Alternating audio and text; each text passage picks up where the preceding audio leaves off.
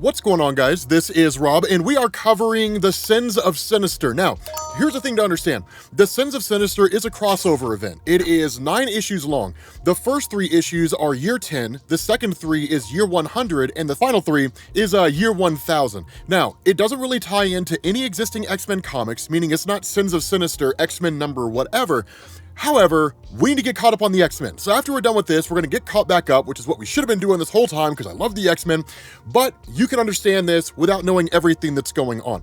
So the first thing that happens here is basically Sinister is dragged to the pit of Krakoa, literally taken prisoner and locked away. Now, we don't need to know everything that's going on in order to understand the rest of this story, because honestly, this is the least interesting thing that happens. This story gets nuts, but we will make sense of why this happens once we go back and start covering the various X-Men titles and getting caught up. One of the big takeaways from all this is that after this is done, when you have Charles Xavier, basically him removing his helmet, you end up finding out that he's got a Sinister diamond on his head. Now, what this is designed to do is to basically illustrate the idea that Xavier himself is under the influence of Sinister. But it's not even just Professor Xavier. Emma Frost, Exodus, Hope Summers, they're all under the influence of Sinister. So we don't know exactly how he did this. We will find out in this story, but we don't know exactly how he did this here in the moment. The bigger discussion that goes on here is the question of what do they do now that the seats, there's so many seats in the Quiet Council, are empty, right? The ruling governing body of the X-Men on the mutant island of Krakoa.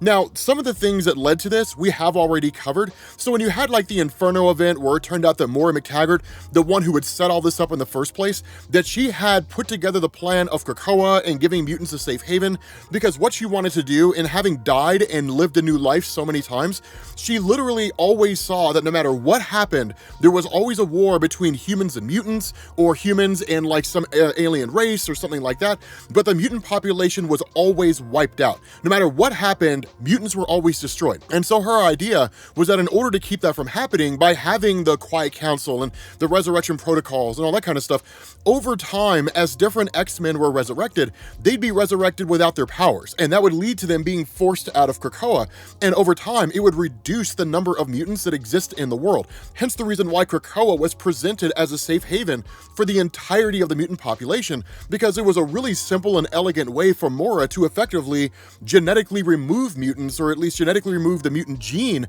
from the human population, therefore preventing the end-all destruction of the mutant population. So it was pretty wild, and depending on where you stand morally, you may or may not agree with it. But of course, at the end of that story, there were a few things going on. One, Sinister, of course, is currently part of the Quiet Council, or was until he was taken away.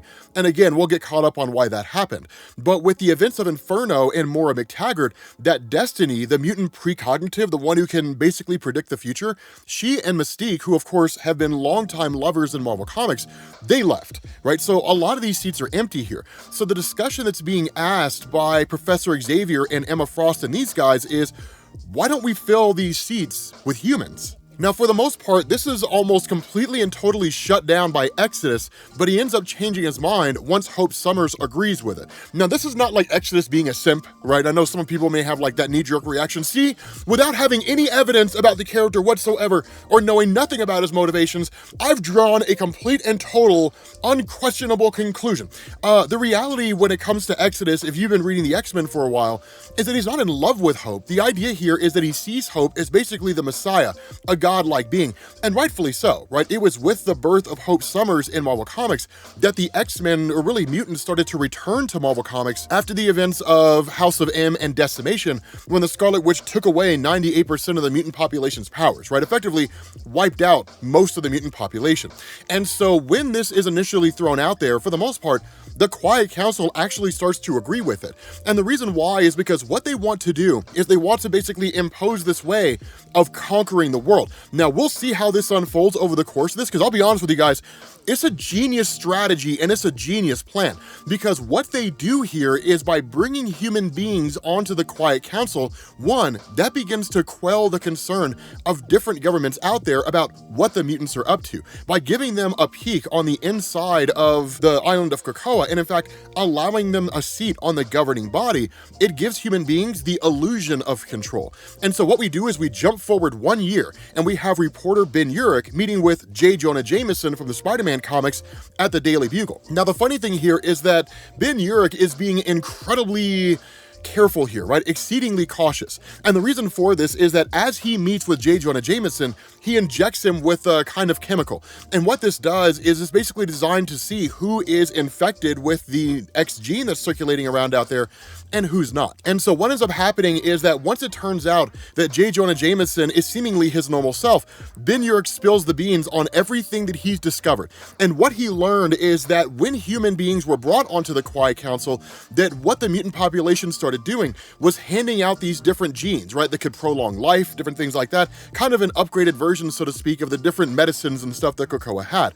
But what it secretly did is it planted a gene inside of human beings that would allow them at any point in time to be overtaken by the mutant population. It's a Trojan horse. And so when that happened, what you started seeing was that people who were their normal selves but had the gene would suddenly switch, right? A switch would kind of flick in their head, and they would become basically an agent of the mutant population, really by extension an agent of Sinister, sort of doing their own thing or doing whatever it is they were told to do.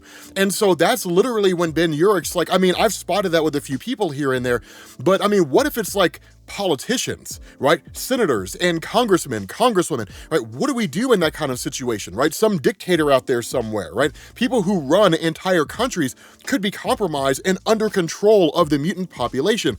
And that's when we end up finding out that J. Jonah Jameson is under control with the Sinister gene. That the idea here is that the test that was used by Ben Urich was a false test that was leaked out there so that people who were, by and large, looking at this as a kind of nefarious act would leap on that opportunity to expose the truth to the world. It's a very, very smart move, right? Just basically throw out a reel, add a little bit of bait, and then bring them in, and then have them taken over by the gene. And that's what happens with Ben Urich. It is, to a degree, if we're being honest, the plot to the film, oh my god, what is that movie with the Invasion of the Body Snatchers? That's basically what this is to a degree.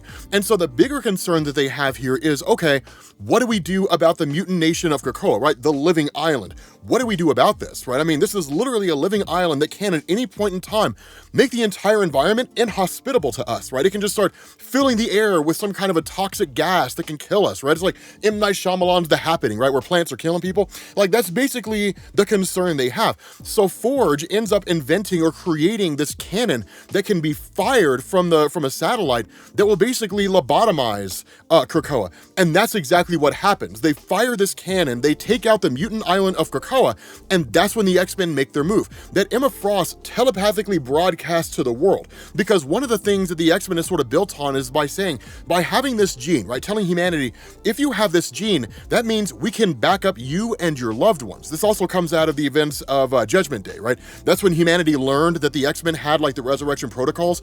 People were pissed off because the X-Men basically had the ability to bring the dead back to life with all their memories, and humanity wanted that. That's what the X-Men are building on here. And so that's when Emma Frost broadcasts to the world. She says, the Orcus space station, right? This group that's been out there since the beginning of Jonathan Hickman's run that has been working against the mutant population for a while. Think of them as like the modern day interpretation of like Friends of Humanity or like The Right or something like that, right? Like the Purifiers to a degree. But they literally say like the Orcus space station has laid an attack against Krakoa, and by attacking our island, they've destroyed not only the backups for us as X-Men, but the backups for all your human loved ones. So we need to strike back against the Orcus station. Literally, they fabricate an attack and use that as really an excuse to wipe out their own enemy by having everybody else come under this false pretense. And so literally what happens here, of course, also Douglas Ramsey's killed by Wolverine because Douglas Ramsey can kind of figure out what's going on, right? He's the one that talks to the mutant island of Krakoa.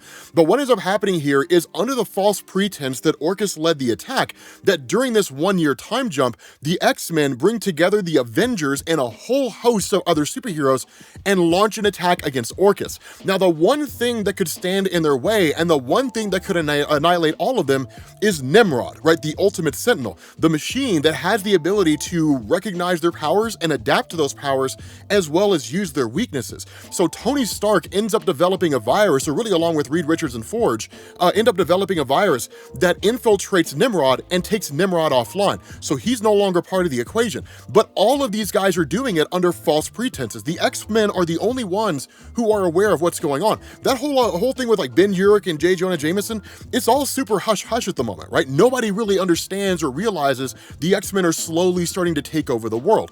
And so in this meeting, or in the aftermath of this battle, where you have Cyclops talking to Captain America, Cyclops literally says, Cap, it's awesome to fight by you again, right? Like, you've earned yourself a place as an honorary X-Men, which in this time, in this landscape, when the X-Men are so kind of cut off from the world, that's a huge honor, right? It's like being made an honorary member of the Avengers like 40 years ago in Marvel Comics. It's a big deal. And so Captain America, of course, accepts the invitation. Captain America comes under the control of the X-Men. And so what ends up happening here is that following all of this, that Sinister is brought back from the pits, and now Sinister is effectively sort of running the show to a degree, or at least kind of enjoying everything that they're doing. What Sinister does is that while the Quiet Council is continuing their campaign of essentially trying to take over the world by infiltrating people and turning them into what are basically mind-controlled people, Sinister ends up going to his own private lab. And what he does in talking to the lab is he says, with everything going the way that it is, give me a projection on how things are going to play out, right? Give me a projection on what the future of the world is going to look like because of all of this. And this is when things get really, really cool. So one of the first things that happens is we end up learning that Thanos will inevitably launch another attack against Earth, and that he's actually just sort of traveling through the time stream. And so what ends up happening is the Juggernaut is shrunk down to a miniature size, and then Hope Summers borrows the powers of Domino, which is important because Domino has the ability to bend luck to her side. And so Hope Summers, using basically the ability to manipulate luck, fires Juggernaut from a cannon, and because once the Juggernaut starts moving, he cannot be stopped, the Juggernaut literally punches a hole through Thanos and kills Thanos as he's moving through the time stream. Now, eventually, Juggernaut re-enters into the main universe after exiting the time stream, but is just continuing to fly out there in a direction, and nobody ever makes an effort to go and get him. So he's just essentially flying towards the edge of the universe where he'll ultimately be destroyed. Following that, Doctor Doom ends up figuring out what's going on with the mutant population taking over the world through mind control, and he ends up allying himself with Namor the Submariner, because Namor, of course, is spewing a bunch of anti-mutant rhetoric. What Victor Von Doom doesn't know is that Namor the Submariner has been converted as well, and that it was all a ruse to get Victor Von Doom on his side. When that happens, he kills Doctor Doom secretly, right, just stabbing him with a trident, and then following that, the Eternals start to realize what's happening, and so because of the events at the end of Judgment Day, the peace treaty that was struck between the X-Men and the Eternals at the end of the Judgment Day story is that the X-Men would have control of Uranos, right, the once ancient Eternal that was nigh unstoppable and was unleashed during that event and wiped out a huge portion of the mutant population. With Uranos under their control, in the Eternal X-Men War, the X-Men from basically all over the place end up unleashing Uranos, who wipes out the entirety of the Eternals. Now, because the Eternals themselves can be resurrected, in order to prevent that from happening, the Eternals are put in stasis and launched into deep space. So now they're no longer part of the equation. Following that, the X-Men's attention turns to the Fantastic Four. And the concern is that because Reed Richards is so intelligent, if he hasn't figured out what's going on right now, he inevitably will. Given his level of intelligence, he would have figured this out pretty quickly. But one of the things to remember about Reed Richards of the Fantastic Four is he's very rarely ever concerned about what goes on with Earth, because you have so many superhero groups that are there. So if there is some kind of a major threat, the Fantastic Four will get involved. But in Marvel Comics, in terms of Fantastic Four stories that have been published, for the longest time, they've been the spacefaring, multiverse exploring team, right? That's kind of their frontier. That's where they focus on things, because dealing with Earth is small-time stuff. They've done that dance. They've done their dirt. They've served their time. And so what ends up happening here is realizing that the different members of the Fantastic Four all have their strengths and weaknesses.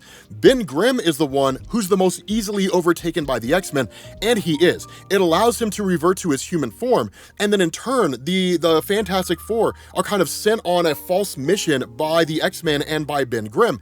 And during that mission, the X-Men actually help Ben Grimm devise a scheme whereby the other members of the Fantastic Four are all turned into Ben Grimms. He in turn strangles them all to death, and that's the end of them. And so following that, with Captain America under control of the X-Men, he in turn strikes at the White House, takes out the president, and then what the X-Men do is they attack the Avengers, because at this point, all the Avengers have all been taken over. So with the Avengers launching an attack against the US government, the X-Men step in, they defeat the Avengers, and they're hailed as heroes. That's the beauty of this, is literally they kept pushing the Avengers to do these more and more extreme tasks. So by the time they launched an attack against the White House, the general population who hadn't been taken over and wasn't aware that this takeover was happening would kind of be like, yeah, I guess it was only a matter of time before the Avengers did something crazy like that.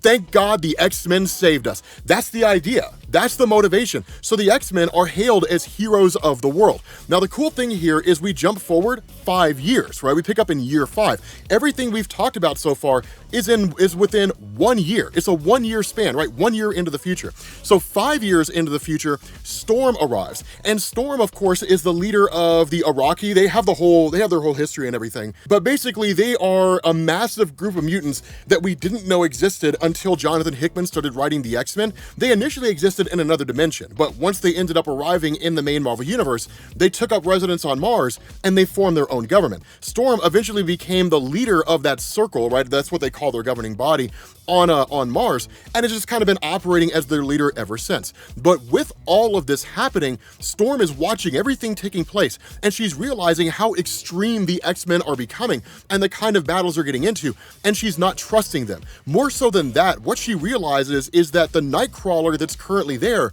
is not the actual Nightcrawler. He's an impersonator. And so when she asks the question, where is the real Nightcrawler, that's when Sinister presents himself. Now, one thing to know is that Storm was not on the Quiet, or at least was on the Quiet Council when Sinister was locked away, but she didn't know that everybody else was being taken over by the Sinister gene. So to the best of her knowledge, Sinister's in the pit.